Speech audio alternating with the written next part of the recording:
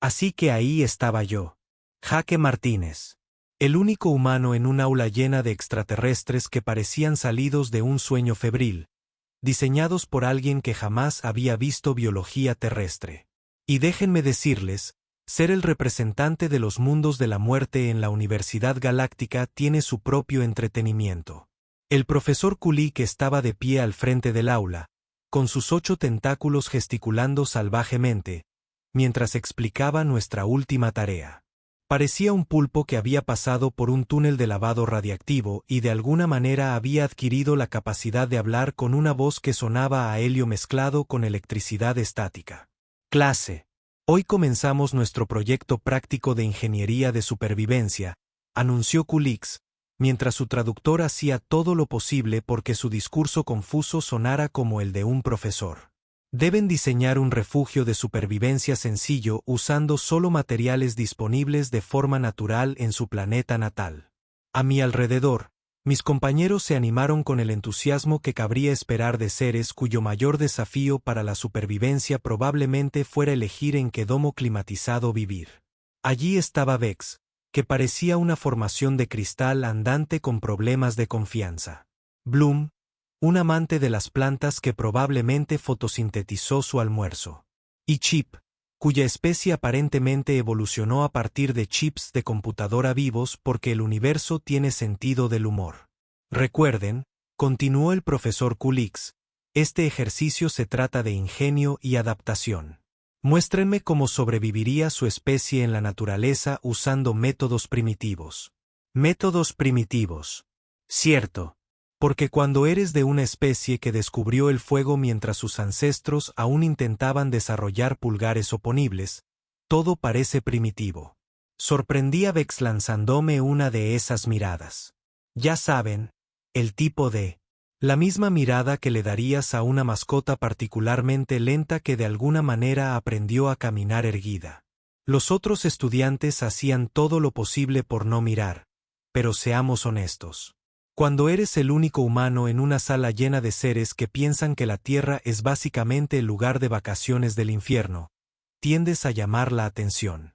Mira, esto es lo que pasa con ser un habitante de un mundo de muerte.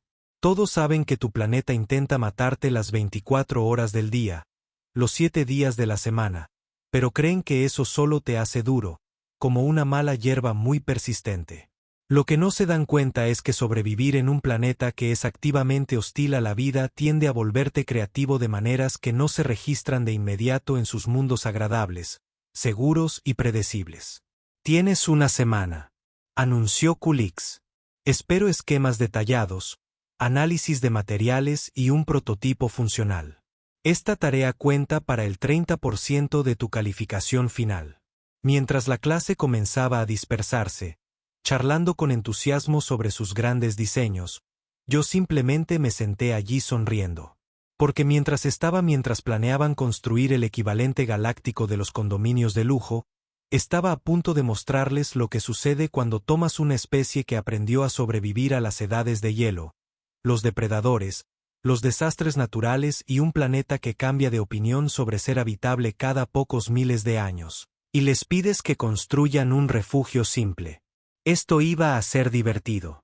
Durante los siguientes días, pude ver a mis compañeros de clase entregarse a este proyecto con el tipo de entusiasmo generalmente reservado para las especies que nunca han experimentado dificultades reales. Y vaya si tenían algunas ideas.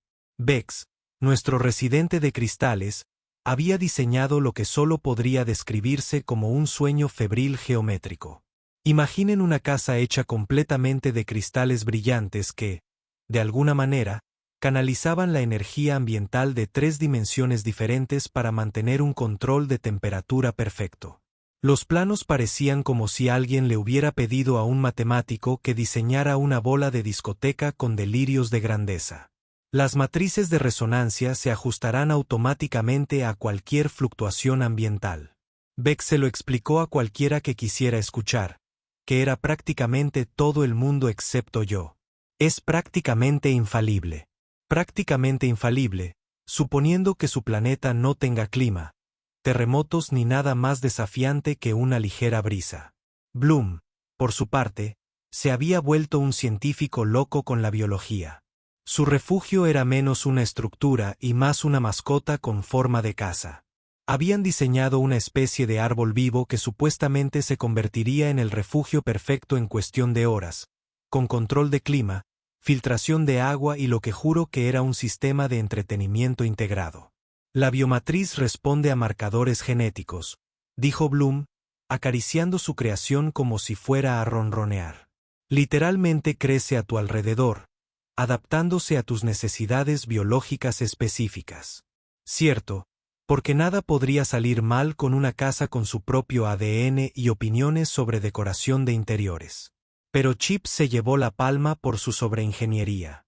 Su diseño parecía como si alguien hubiera cruzado una estación espacial con un cubo de Rubik y luego le hubiera enseñado a hacer física cuántica.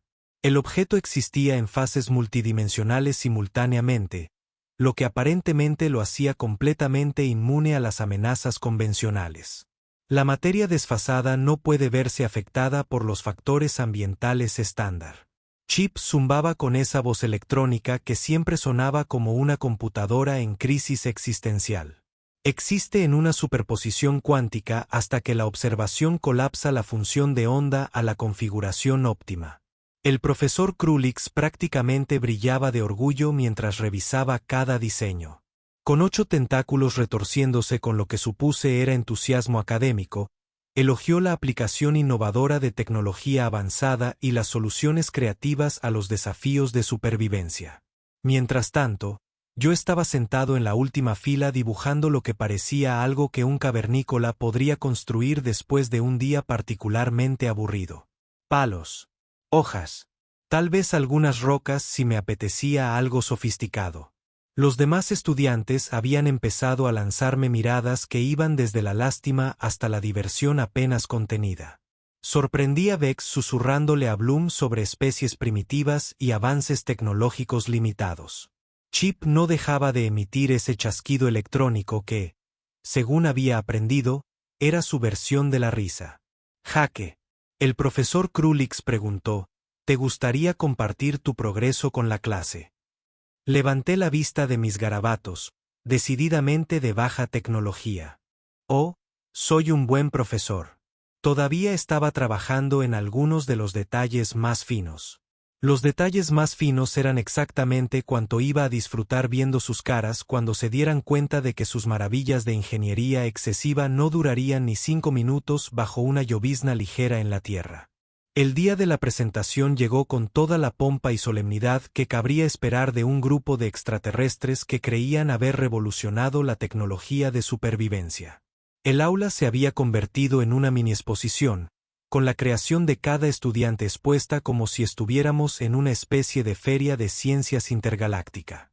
El palacio de cristal de Bex zumbaba con energía dimensional, proyectando patrones de arcoíris en el techo. El biorefugio de Bloom se había convertido en algo que parecía una mezcla entre una casa en el árbol y una nave espacial orgánica, con lo que juro que eran pequeñas ventanas con flores. Y el cuántico de Chip, o lo que fuera, aparecía y desaparecía intermitentemente, lo cual, al parecer, era una característica, no un bicho. Y luego estaba mi contribución, sentada en un rincón como el hijastro feo en un concurso de belleza.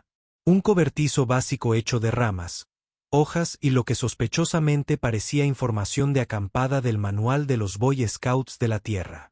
Era tan simple que casi resultaba insultante. El profesor Krulix comenzó las presentaciones con su entusiasmo habitual, con los tentáculos prácticamente vibrando mientras cada estudiante explicaba su obra maestra. La clase exclamaba con admiración y preguntaba en los momentos oportunos, haciendo preguntas técnicas sobre matrices energéticas y factores de biocompatibilidad que me superaban por completo.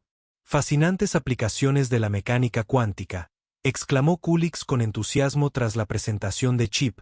Las implicaciones teóricas por sí solas podrían revolucionar la tecnología de los refugios de emergencia. Finalmente, inevitablemente, todas las miradas se volvieron hacia mí y mi triste montón de ramas. Jaque, dijo el profesor Krulix, y pude oírlo esforzarse mucho por sonar alentador. Por favor, enséñenos su diseño. Me levanté, caminé hacia mi escritorio y pensé. Me incliné y lo señalé con todo el orgullo de quien le presenta un pastel de barro a un crítico gastronómico de 5 estrellas. Aquí está. El silencio que siguió fue el que se suele oír justo antes de que alguien empiece a reír o a llorar. No estaba seguro de cómo terminaría esto. Los rasgos cristalinos de Bex, de alguna manera, transmitían decepción. Eso es. Sí, dije, palmeando una de las ramas de soporte. Simple, efectivo, usa solo materiales que se pueden encontrar por todas partes. Bloom emitió un sonido que creo que pretendía ser simpático. Es muy rústico. Quería algo funcional, respondí. La voz electrónica de Chip vibró con lo que parecía confusión. ¿Pero dónde están los controles ambientales? Los campos de integridad estructural. Los estabilizadores cuánticos. No los necesito. El profesor Kulix se aclaró la garganta. Un sonido extraño cuando técnicamente no tienes garganta. Jaque, aunque aprecio el enfoque minimalista, quizás podrías explicar cómo este diseño aborda los diversos desafíos de supervivencia que uno podría encontrar. La sala estaba tan silenciosa que podía oír el zumbido de los cristales de Bex y el refugio de Bloom fotosintetizando. Todos me miraban con esa mezcla de lástima y vergüenza ajena que te da ver a alguien fracasar estrepitosamente en público. Sonreí. ¿Te importa si te demuestro por qué funciona esto? Los tentáculos del profesor Kulix se mecían nerviosamente cuando no estaba seguro de si estaba a punto de presenciar un genio o un desastre. Bueno, supongo que una demostración práctica sería educativa. Genial, dije, sacando lo que parecía un simulador ambiental estándar de los que tenían todas las aulas. Permítame configurar algunas condiciones básicas de la Tierra y mostrarles cómo funciona esta maravilla. Empecé a introducir números, y pude ver a mis compañeros preparándose para lo que claramente esperaban que fuera un fracaso estrepitoso. Bex ya estaba emitiendo ese tintineo cristalino que en su especie se hacía pasar por una risita. Entonces, Tierra, comencé conversacionalmente, como si estuviera hablando del clima en lugar de programar una cámara de tortura. Un planeta encantador. Necesita algunas reparaciones, pero tiene carácter. Empecemos con algo simple. ¿Qué tal un lindo día de primavera? Ingresé los parámetros. Temperatura, 68 grados Fahrenheit. Humedad, 40%. Velocidad del viento, 15 millas por hora, con ráfagas de hasta 30. Esto parece razonable, comentó Bloom. Sus hojas crujieron con lo que supuse que era alivio. Oh, esto es solo el calentamiento, dije alegremente. Verás, lo que pasa con la Tierra es que nuestro clima tiene personalidad, le gusta cambiar de opinión. Mucho, a veces violentamente. Subí el viento a 50 millas por hora y añadí un poco de lluvia. No una llovizna suave, claro, sino el tipo de lluvia torrencial que sientes como si la naturaleza se ofendiera personalmente con tu existencia. El simulador se activó y, de repente, el aula se llenó de un viento aullante y cortinas de agua. El palacio de cristal de Bex empezó a resonar de inmediato con frecuencias que sonaban como una ballena moribunda. Las matrices energéticas no pudieron compensar los caóticos patrones de viento, y toda la estructura empezó a vibrar.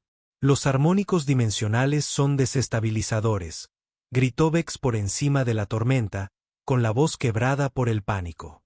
Mientras tanto, mi pequeño cobertizo permanecía allí, desprendiendo agua como si hubiera nacido para ello. El techo inclinado dispersaba la lluvia a raudales, las ramas entrelazadas se flexionaban con el viento en lugar de resistirlo, y todo se quedó exactamente donde lo había dejado. Interesante, reflexioné, subiendo la intensidad. Pero ya sabes, las tormentas de primavera pueden ser impredecibles. A veces cae granizo. Añadí bolitas de hielo del tamaño de canicas a la mezcla. El biorrefugio de Bloom empezó a gritar de inmediato. Y quiero decir, literalmente, a gritar, porque al parecer lo habían programado con receptores de dolor, lo que, visto en retrospectiva, parecía un fallo de diseño. Las paredes orgánicas empezaron a magullarse y a desgarrarse con el impacto. —¡Que pare! —se lamentó Bloom. —Está sufriendo. —Es granizo —respondí. De hecho, esto es bastante suave para la tierra. Una vez vi una tormenta arrojar trozos de hielo del tamaño de pelotas de golf. Destruyó unos 1000 coches en 10 minutos. El refugio cuántico de Chip estaba en una crisis existencial. Los cambios de fase no podían seguir el ritmo de los rápidos cambios ambientales. Y no dejaba de parpadear entre dimensiones como una luz estroboscópica en un ataque. Las matrices cuánticas no pueden mantener la coherencia en estas condiciones caóticas. Chip zumbaba frenéticamente. Sí, a la física cuántica no le importa tu título de ingeniería cuando pasa un frente tormentoso, dije, mientras observaba mi cobertizo seguir funcionando exactamente como se anunciaba. Pero oye, esto es solo primavera. ¿Quieres ver cómo es el verano? No esperé respuesta. La temperatura se disparó a 35 grados con una humedad del 80%. El tipo de calor que te hace cuestionar tus decisiones vitales y preguntarte si mudarte a la Antártida podría ser un cambio de carrera razonable. Los cristales de Bex comenzaron a sobrecalentarse y agrietarse. El biorrefugio de Bloom empezó a marchitarse como una planta de interior olvidada. El cuántico de Chip, fuera lo que fuese, no pudo mantener la coherencia de fase en el caos térmico. ¿Cómo se sobrevive en estas condiciones?, preguntó el profesor Kulix, con los tentáculos colgando con lo que solo pude suponer que era horror. Oh, esto no es nada, me reí. Espera a que te muestre el invierno, o la temporada de tornados. O aquella vez que el supervolcán de Yellowstone decidió aclararse la garganta y bloqueó el sol durante unos años. La sala quedó en silencio sepulcral, salvo por el sonido de la tecnología alienígena fallando estrepitosamente. Incluso el simulador ambiental pareció detenerse, como si estuviera procesando las implicaciones de lo que acababa de decir. Su planeta tiene supervolcanes, susurró Bloom. Varios, respondí alegremente. Además de terremotos, huracanes, tsunamis, edades de hielo, impactos de meteoritos, y esos son solo los desastres naturales. Ni me hables de la fauna. Miré a mi alrededor, a sus caras horrorizadas, y sonreí. Pero bueno, por eso construimos nuestros refugios para manejar un poco de variedad en el pronóstico del tiempo. Los tentáculos del profesor Kulik se habían quedado completamente quietos, lo que en su especie era el equivalente a que la mandíbula de un humano se golpee en el suelo. Jaque, dijo lentamente, tal vez podrías explicar esta variedad. Oh, por supuesto. Dije crujiendo mis nudillos como si estuviera a punto de dar una charla TED sobre masoquismo planetario. Verás, la cosa es que mi pequeño cobertizo aquí no está diseñado solo para un tipo de clima. Está diseñado para todos los tipos de clima. Porque en la Tierra nunca sabes lo que te vas a encontrar. Empecé a ajustar los controles ambientales de nuevo. Digamos que estás acampando en las montañas rocosas. Hermoso lugar. De verdad. Excepto que en la mañana hace 30 grados. Por la tarde hace 85, y por la noche hay una tormenta eléctrica con rayos que podrían abastecer a una pequeña ciudad. El simulador obedeció, recorriendo los cambios de temperatura en avance rápido. La estructura cristalina de Bex no pudo soportar la expansión y contracción térmica. Los TC comenzaron a caerse como confeti brillante y caro. El biorrefugio de Bloom sufrió una especie de shock biológico por los rápidos cambios. Sus hojas adquirieron colores que probablemente no deberían existir en la naturaleza. La integridad estructural quedó completamente comprometida. Chip gimió mientras su refugio cuántico parpadeaba más rápido que un holograma roto. Claro, por eso lo diseñaste para la adaptabilidad. Dije, acolchonando mi cobertizo, que se ajustaba a cada condición como si fuera apenas una molestia. Pero así es el clima de montaña. Probemos con el desierto. Subí la calefacción a 48 grados Celsius con cero humedad y vientos con fuerza de tormenta de arena. El tipo de condiciones donde el aire mismo se convierte en tu enemigo y cada respiración se siente como inhalar un secador de pelo lleno de decepción. Esto es imposible. La voz de Bex se hacía más aguda, lo que hacía que los cristales sonaran como campanas rotas. Ninguna vida orgánica podría sobrevivir a estos extremos. Lo curioso de eso, dije, viendo cómo sus refugios se desintegraban en tiempo real. Los humanos llevan miles de años viviendo en desiertos. El Sáhara, el Gobi, el Valle de la Muerte, que por cierto se llama literalmente Valle de la Muerte, y la gente todavía vacaciona allí. ¿Vacaciones en lugares con nombres de muerte?, preguntaba Bloom cada semana. También tenemos un sitio llamado Hell's Kitchen que sirve una pizza excelente. Respondí. Pero probemos con las condiciones árticas, ¿vale? La temperatura cayó a menos 40 grados con vientos que harían reconsiderar sus decisiones vitales a un oso polar. Ahora los 3 refugios alienígenas eran básicamente montones de escombros congelados, mientras que mi cobertizo simplemente se agazapaba y cumplía su función. Los requisitos energéticos para mantener la habitabilidad en estas condiciones serían astronómicos. Chip zumbó, con la voz electrónica distorsionada por el frío. O dije, podrías construir con inteligencia en lugar de construir con complejidad. Mira, este diseño funciona porque no se opone al medio ambiente. Funciona con él. La lluvia se desliza, el viento fluye a su alrededor, la nieve proporciona un aislamiento adicional. No intenta crear una burbuja perfecta de confort. Intenta mantenerte vivo mientras el planeta hace su rabieta. El profesor Kulix tomaba notas frenéticamente. Sus tentáculos se movían tan rápido que eran prácticamente borrosos. Pero seguro que este diseño tiene límites. Bueno, averiguémoslo, dije con esa sonrisa que probablemente debería haber venido con una etiqueta de advertencia. ¿Qué tal si simulamos un terremoto? Digamos, un 6,5 en la escala de Richter. La habitación empezó a temblar como una mezcladora de pintura con esteroides. Lo que quedaba de los refugios alienígenas se derrumbó o vibró en átomos. Mi cobertizo se balanceó con el movimiento, lo suficientemente flexible como para doblarse sin romperse, anclado pero no rígido. Terremoto, dijeron varias voces a la vez. Ah, sí, el suelo se mueve a veces. California tiene cientos de pequeños cada año. Es como la forma en que el planeta se estira. Luego están los grandes que reorganizan los muebles y te hacen apreciar la arquitectura antisísmica. Aún no había terminado. Vientos con fuerza de huracán, categoría 5, de hasta 320 kilómetros por hora.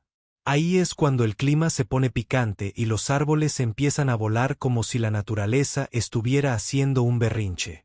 El simulador rugió a la vida con vientos que harían sonar un motor a reacción como un susurro.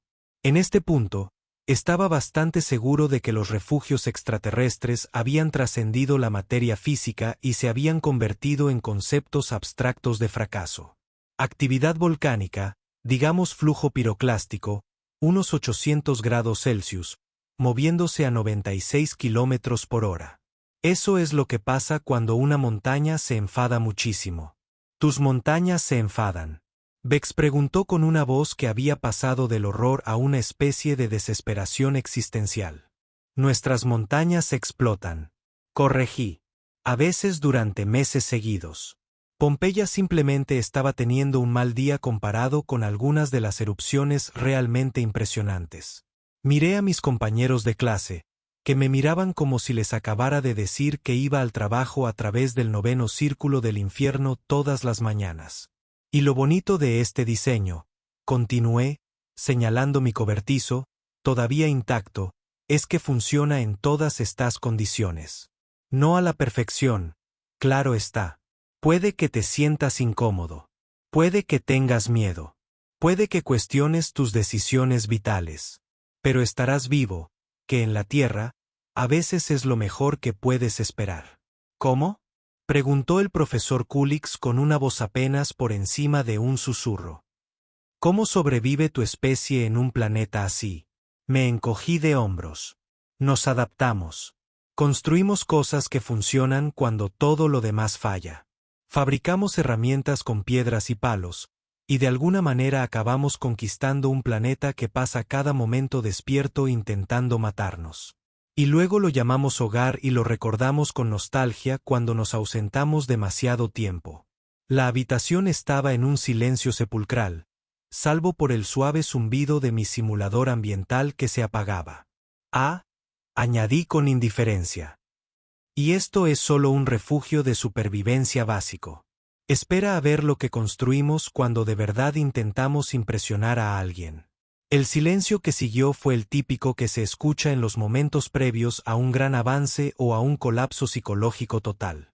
El profesor Kulix fue el primero en recuperarse, aunque recuperarse podría ser un término generoso para lo que parecía una conmoción académica.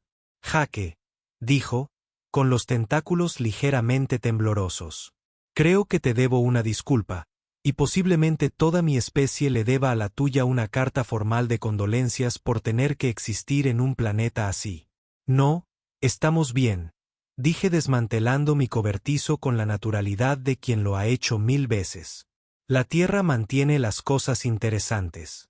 Claro, el clima intenta matarte, la Tierra podría tragártelo, y mejor no hablemos de la fauna. Pero forja el carácter. Los Vex se habían quedado completamente en silencio, su forma cristalina parpadeaba tenuemente como una bombilla moribunda. Por fin, lograron hablar.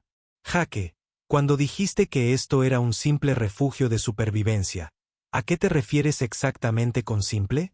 Hice una pausa en mi equipaje, dándoles el tipo de mirada que le das a alguien que acaba de preguntar por qué el agua está mojada. Quiero decir que esto es literalmente lo que les enseñamos a los niños de 12 años cuando van de campamento. Cosas básicas de Boy Scout. Supervivencia en la naturaleza 101. Niños de 12 años, repitió Bloom lentamente, su voz hueca con el tipo de temor existencial generalmente reservado para discusiones filosóficas sobre la muerte térmica del universo. Sí, los niños van al bosque para divertirse, construyen estos con navajas de bolsillo y lo que puedan encontrar, duermen en ellos durante la noche, luego caminan de regreso a casa en la mañana hablando de lo bien que lo pasaron. Lo llamamos formación de carácter. La voz electrónica de Chip se había reducido a apenas un susurro. Envías a tus hijos a entornos que matarían a la mayoría de las especies galácticas, para recreación. Recreación bien supervisada, aclaré. Por lo general, a veces simplemente se van por su cuenta. Los niños son sorprendentemente resilientes cuando no los estás constantemente envolviendo en plástico de burbujas. El profesor Kulix había estado tomando notas frenéticamente durante toda la conversación, pero ahora se detuvo y me miró con una mezcla de asombro y terror. Jake, te voy a preguntar algo y necesito que seas completamente sincero conmigo. Vaya, esta tarea valía el 30% de tu nota final. Podrías haber construido algo impresionante para ganar puntos. En cambio, decidiste demostrar por qué los diseños de los demás eran fundamentalmente defectuosos. ¿Por qué? Terminé de guardar mis ramas y hojas, echándome la mochila al hombro con una sonrisa. Porque nos pediste que diseñáramos un refugio de supervivencia con materiales de nuestro mundo natal. Todos los demás diseñaron viviendas de lujo con la ilusión de ser robustas. Yo construí algo que de verdad me mantendría con vida si me dejaban caer en medio de la nada sin nada más que lo que pudiera cargar. Pero seguro, intervino Vex con desesperación, debe haber entornos agradables en la Tierra.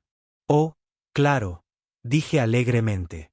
Tenemos playas, prados, bosques, montañas, lugares preciosos donde relajarse y disfrutar de la naturaleza.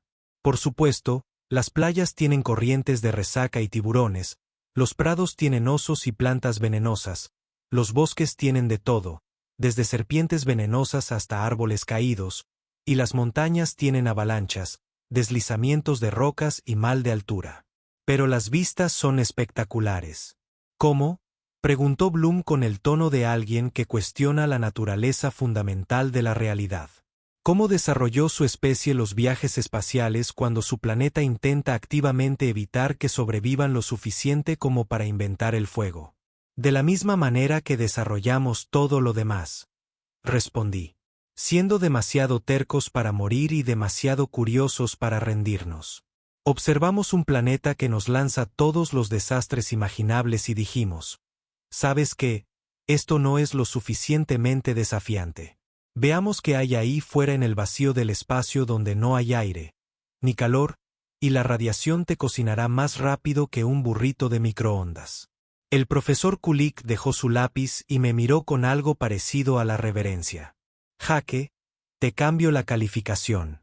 Oh, estás sacando la máxima puntuación, no solo por esta tarea, sino que te recomiendo para un puesto avanzado en ingeniería de entornos extremos. Claramente tenemos mucho que aprender de las técnicas de supervivencia humana. Me encogí de hombros. Genial. ¿Significa esto que puedo saltarme el examen final? Jake, dijo con seriedad. Después de hoy, no estoy seguro de que nuestro examen final sea lo suficientemente desafiante para alguien que considera los desastres naturales una parte normal del desarrollo infantil.